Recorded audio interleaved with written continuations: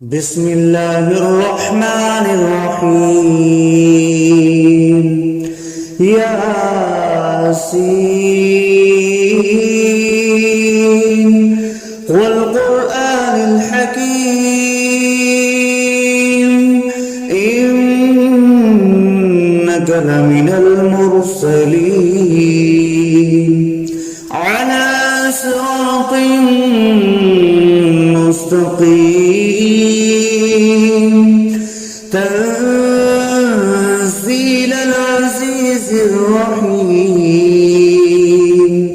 لتنذر قوما ما أنذر آباؤهم فهم غافلون لقد حق القول على أكثرهم فهم لا يؤمنون إنا جعلنا في أعناقهم أغلالا فهي إلى الأذقان فهم مقمحون وجعلنا من بين أيديهم سدا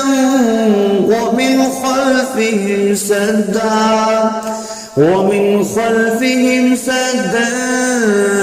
فأغشيناهم فهم لا يبصرون وسواء عليهم أأنذرتهم أم لم تنذرهم لا يؤمنون إنما تنذر من اتبع الذكر وخشي الرحمن بالغيب فبشره بمغفرة وأجر كريم إنا نحن نحيي الموتى ونكتب ما قدموا وآثارهم وكل شيء أحصيناه في إمام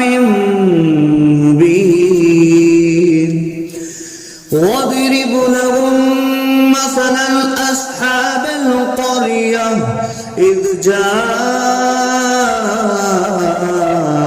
المرسلون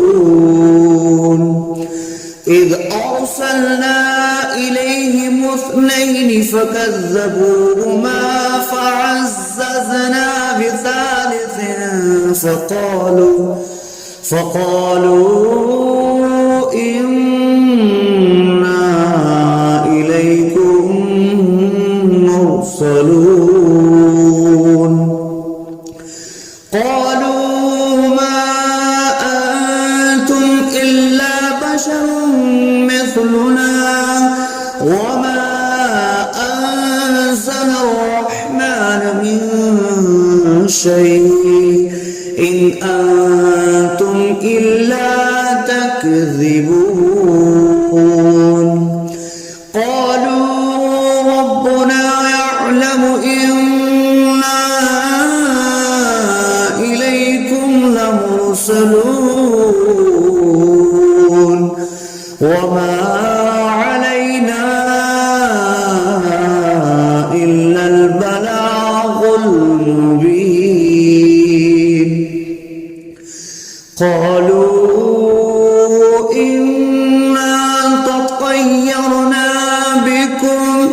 لئن لم تنتهوا لنرجمنكم وليمسنكم منا عذاب أليم قالوا طائركم معكم أئن ذكرتم بل أنتم قوم مسرفون وجاء أقصى المدينة رجل يسعى قال يا قوم اتبعوا المرسلين اتبعوا من لا يسألكم أجرا وهم مهتدون وما لي لا أعبد الذي فطرني وإليه ترجعون أأتخذ من دونه آلهة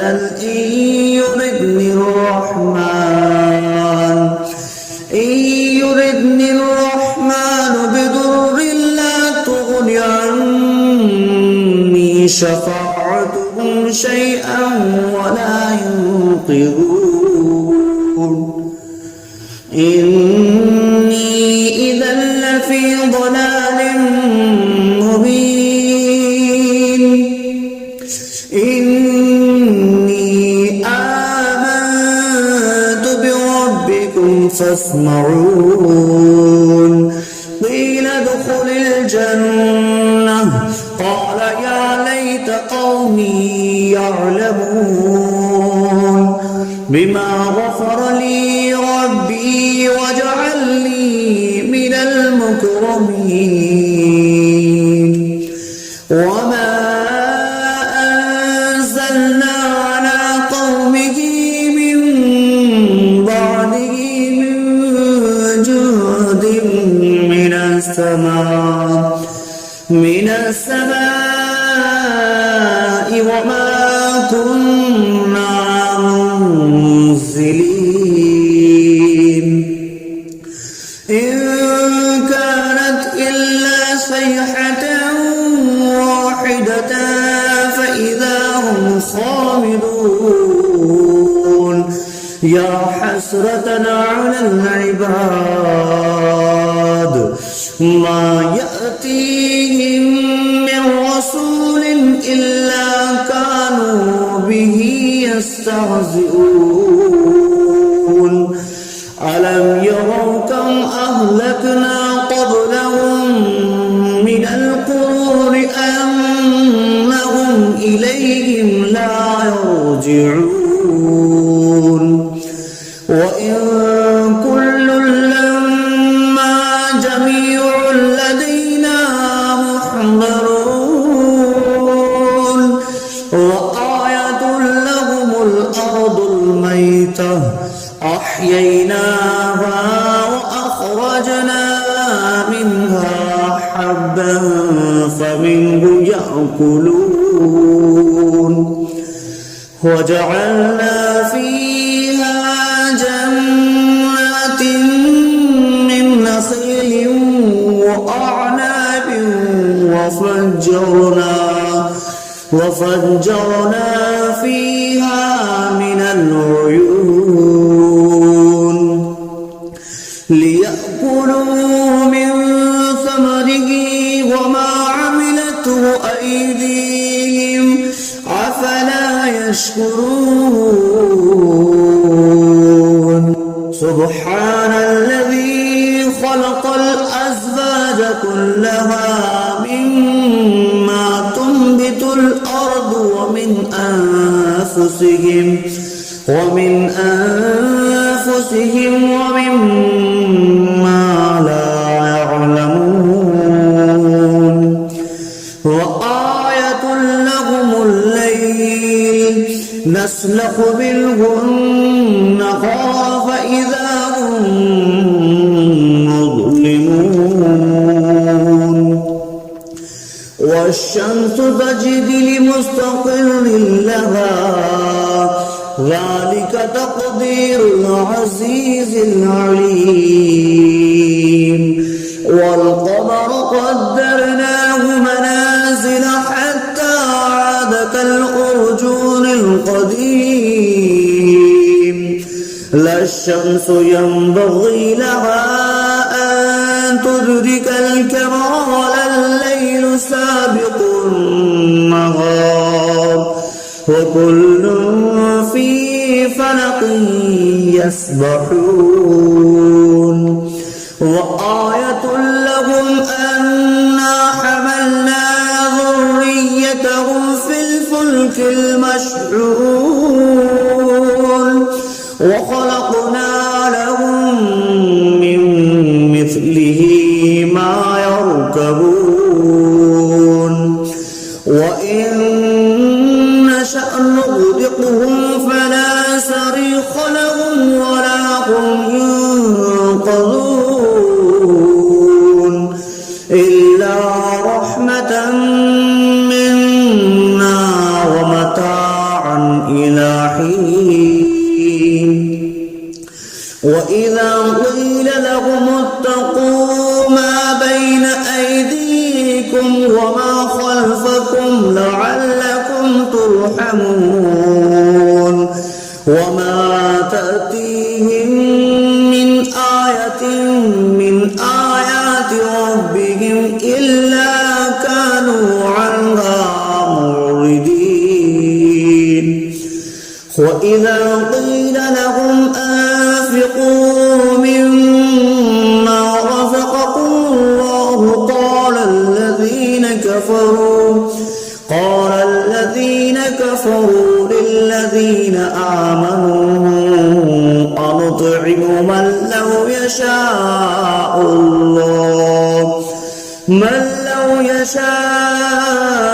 الله أطعمه إن أنتم إلا في ضلال مبين ويقولون متى هذا البعد إن كنتم صادقين ما ينظرون إلا صيحة واحدة تأخذهم وهم يخصمون فلا يستطيعون توصية ولا إلى أهلهم يرجعون ونفخ في الصور فإذا هم من الأجداث إلى ربهم ينسلون قالوا يا ويلنا من بعثنا من مرقدنا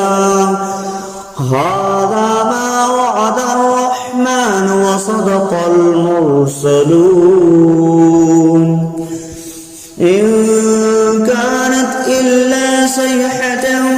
واحدة فإذا هم جميع لدينا محضرون فاليوم لا تظلم نفس شيئا ولا تجزون إلا ما كنتم تعملون إن أصحاب الجنة اليوم في شغل فاكهون هم وأزواجهم في ظلال على الأرائك متكئون لهم فيها فاكهة ولهم ما يدعون سلام قولا من رب رحيم وامتازوا اليوم أيها المجرمون ألم أعهد إليكم يا بني آدم ألا تعبدوا الشيطان إنه لكم عدو مبين وأن اعبدوني هذا صراط مستقيم ولقد أضل منكم جبلا كثيرا أولم تكونوا تعقلون هذه جهنم التي كنتم اصلوها اليوم بما كنتم تكفرون اليوم نختم على أفواههم وتكلمنا أيديهم وتشهد أرجلهم بما كانوا يكسبون ولو نشاء لطمسنا على أعينهم فاستبقوا الصراط فأنى يبصرون ولو نشاء لمسخناهم على مكانتهم فما استطاعوا مضيا ولا يرجعون ومن نعمره نكسه في الخلق أفلا يعقلون وما علمناه الشعر وما ينبغي له إن هو إلا ذكر وقرآن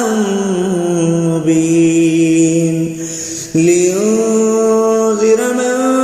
كان حيا ويحق القول على الكافرين أولم يروا أنا خلقنا لهم مما عملت أيدينا أنعاما فهم لها مالكون وظللناها لهم فمنها ركوبهم ومنها يأكلون ولهم فيها منافع ومشارب أفلا يشكرون واتخذوا من دون الله آلهة لعلهم ينصرون لا يستطيعون نصرهم وهم لهم جند محضرون فلا يحزنك قولهم إنا نعلم ما يسرون وما يعلنون أولم ير الإنسان أنا خلقناه من نطفة فإذا هو خصيم مبين وضرب لنا مثلا ونسي خلقه قال من يحيي العظام وهي رميم قل يحييها الذي أنشأها أول مرة وهو بكل خلق عليم الذي جعل لكم من الشجر الأخضر نارا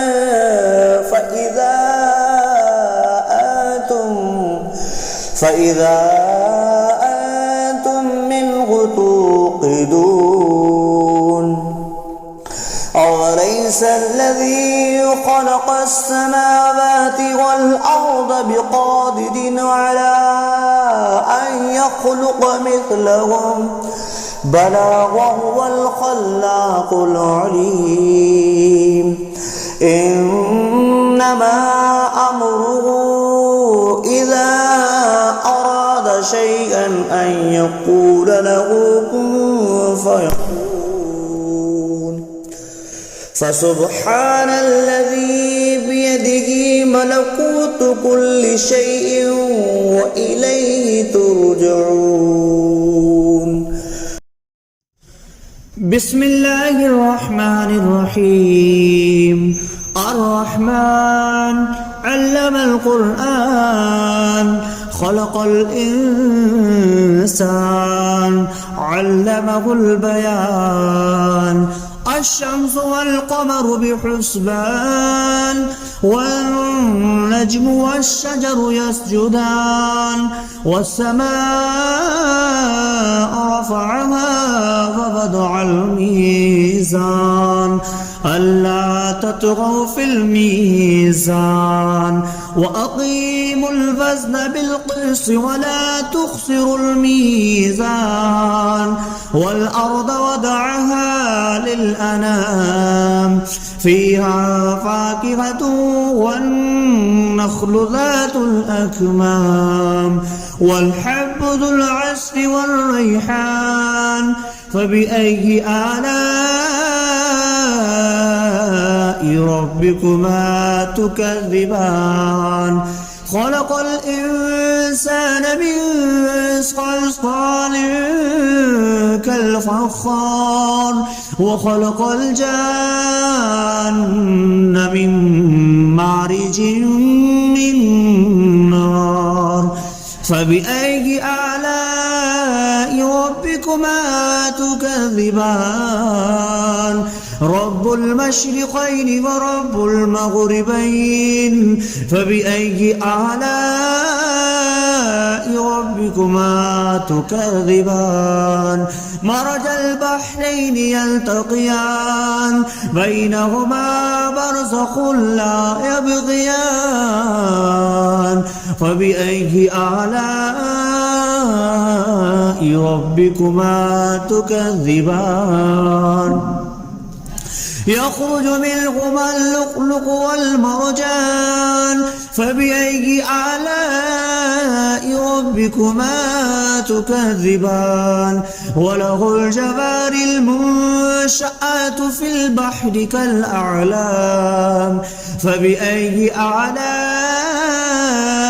ربكما تكذبان كل من عليها فان ويبقى وجه ربك ذو الجلال والإكرام فبأي آلاء ربكما تكذبان يسأله ما في السماوات والأرض كل يوم هو في شأن فبأي آلاء ربكما تكذبان سنفرغ لكم أيها الثقلان فبأي آلاء ربكما تكذبان يا معشر الجن والإنس إن استطعتم أن تنفذوا من أقطار السماوات والأرض فانفذوا لا تنفذون إلا بسلطان فبأي آلاء ربكما تكذبان يرسل عليكما شواظ من نار ونحاس فلا تنتصران فبأي آلاء ربكما تكذبان فإذا انشقت السماء فكانت وردة كالدهان فبأي آلاء ربكما تكذبان فيومئذ لا يسأل عن ذنبه إنس ولا جان فبأي آلاء ربكما تكذبان يعرف المجرمون بسيماهم فيؤخذ بالنواسي والأقدام فبأي آلاء ربكما تكذبان هذه جهنم التي يكذب بها المجرمون يطوفون بينها وبين حميم آن فبأي آلاء ربكما تكذبان ولمن خاف مقام ربه جنتان فبأي آلاء ربكما تكذبان ذواتا أفنان فبأي آلاء ربكما تكذبان فيهما عينان تجريان فبأي آلاء ربكما تكذبان فيهما من كل فاكهة زوجان فبأي آلاء ربكما تكذبان متكئين على فرش بطائنها من استبرق وجنى الجنتين دان فبأي آلاء ربكما تكذبان فيهن قاصرات الطرف لم يطمثهن إنس قبلهم ولا جان فبأي آلاء ربكما تكذبان كأنهن الياقوت والمرجان فبأي آلاء ربكما تكذبان هل جزاء الإحسان إلا الإحسان فبأي آلاء ربكما تكذبان ومن دونهما جنتان فبأي آلاء ربكما تكذبان مدهامتان فبأي آلاء ربكما تكذبان فيهما عينان نضختان فبأي آلاء ربكما تكذبان فيهما فاكهة ونخل والرمان فبأي آلاء ربكما تكذبان فيهن خيرات حسان فبأي آلاء ربكما تكذبان حور مقصورات في الخيام فبأي آلاء ربكما تكذبان لم يطمثهن إنس قبلهم ولا جان فبأي آلاء ربكما تكذبان متكئين على رفرف خضر وعبقري حسان فبأي آلاء ربكما تكذبان تبارك اسم ربك ذي الجلال والإكرام.